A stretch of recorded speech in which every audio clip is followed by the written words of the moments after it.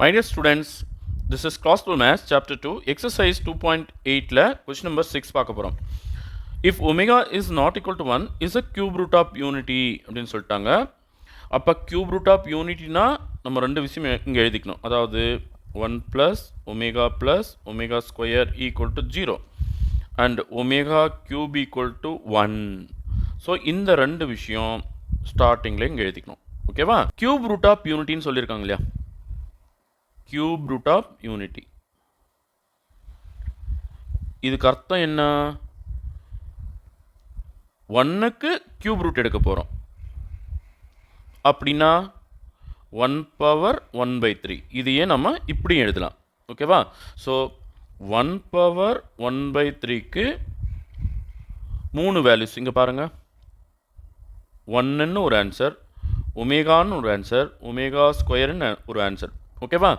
So இது போல் 3 answer வரும். ஏன்னா கேக்கு நான் என்ன வேல்யூ கொடுக்க முடியும்? கியூப் ரூட் ஆஃப் யூனிட்டின்னா 0 1 3 - 1 2. ஸோ இந்த 3 வேல்யூ தான் கொடுக்க முடியும். அப்போ இந்த 3 ஆன்சர் தான் வரும். ஓகேவா? சரி, நான் ஃபஸ்ட்டில் இது போல் நான் 3 ஆன்சர் எடுத்து வச்சுக்கிறேன். 1 power 1/3க்கான 3 ஆன்சர். ஓகேவா? இப்போ கிவன் ஈக்குவேஷன் இங்கே எழுதிக்கிறேன். கிவன் ஈக்குவேஷன் என்ன பாருங்கள், z minus 1 cube plus 8 equal to 0. அதை எடுத்து இங்கே எழுதிக்கிறேன். z minus 1க்கு cube plus 8 equal to 0.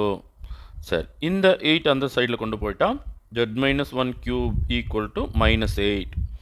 Okay, so ஃபர்தராக z minus 1 cube equal to 1 into -8ன்னு எழுதலாம் இது. ஓகேவா? இப்போ இந்த பவரை இந்த சைடில் நான் ட்ரான்ஸ்ஃபர் பண்ணிக்கிறேன். z minus 1 equal to இந்த பவரை இந்த சைடு இவங்க ரெண்டு பேருக்கும் தரணும். 1க்கு பவர் 1/3. பவர் அந்த சைடு போச்சுன்னா ரெசிப்ரோக்கல் ஆகிடும். இந்த -8 வந்து -2 கியூப்னு எழுதிக்கிறேன். அதுக்கு பவர் 1/3. இப்போ இது பெருக்கும்போது பவருக்கு பவர் வந்தால் மல்டிப்ளை பண்ணுவோம். மல்டிப்ளை பண்ணும்போது இது கேன்சல் ஆகிட்டு -2 மட்டும் வந்துடும். ஓகேவா? சரி, அப்போ z minus 1 equal to 1 power 1/3 into -2. புரியுதுங்களா? இப்போ இந்த -1ஐயும் நான் அந்த சைடு கொண்டு போய்ட்றேன். z is equal to 1 power 1/3 into -2 plus 1. -1 அந்தாட்ட போயிட்டு +1 மாறிடும். இப்போ இந்த 3 ஆன்சரை நான் இங்கே கொடுக்க போகிறேன். ஃபர்ஸ்ட் ஆன்சர் 1ன்னு போட போகிறேன். இதுக்கு பதிலாக, அதாவது 1 power 1/3 கியூப் ரூட் ஆஃப் யூனிட்டிக்கு பதிலாக நான் 1ன்னு போட்டேன்னா 1 into -2, அதாவது லெட் 1 power 1/3 equal to 1ன்னு எடுத்துக்கிறேன். அப்போது எனக்கு z என்ன கிடைக்கும்? 1 into -2 plus 1.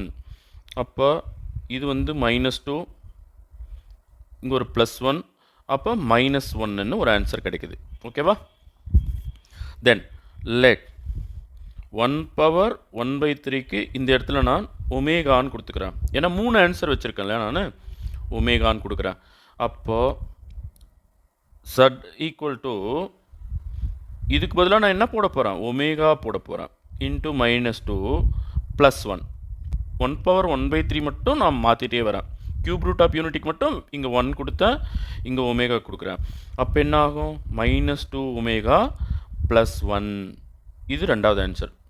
இது ஃபஸ்ட் ஆன்சர், இது ரெண்டாவது ஆன்சர், இப்போ மூணாவது ஆன்சர். இப்போ லெட் 1 power 1/3, அதாவது கியூப் ரூட் ஆஃப் யூனிட்டிக்கு இன்னொரு ஆன்சர் இருக்குல்ல, ஒமேகா ஸ்கொயர் அப்படின்னு கொடுக்க போகிறேன். அப்போ நம்மளோட ஜட்டு ஈக்குவல் டு இந்த இடத்துல நான் என்ன போட போகிறேன்? 1 power 1/3க்கு பதிலாக ஒமேகா ஸ்கொயர் போட போகிறேன். இன்ட்டு -2 + 1. அப்போது இதுக்கு ஆன்சர் என்ன வரும்? -2 ஒமேகா ஸ்கொயர் + 1. ஸோ இதுதான் தேர்ட் ஆன்சர். ஸோ இதுதான் அவங்க கேட்டிருக்காங்க. -1 -2 ஒமேகா + 1 -2 ஒமேகா ஸ்கொயர் + 1. ஸோ அவங்க இதை தான் ஷோ பண்ண சொல்லியிருக்காங்க. -1, இந்த 1 ஆக்சுவலாக அவங்க முன்னாடி எடுத்திருக்காங்க. சரி, நாமளும் முன்னாடி எடுத்து போட்டுருவோம். ஓகேவா? therefore the roots of the equation are, பாருங்கள், ஃபஸ்ட் ஆன்சர் -1, கமா இந்த +1 முன்னாடி எடுத்துக்கலாமா? 1 - 2 ஒமேகா அண்டு இந்த ப்ளஸ் ஒன்னை முன்னாடி எடுத்துக்கலாமா? அப்போ 1 minus 2 omega square. Okay, so அவங்க என்ன கேட்டாங்களோ அதை கொண்டு வந்து ஷோ பண்ணிட்டோம். Hence showed. Okay, thank you students.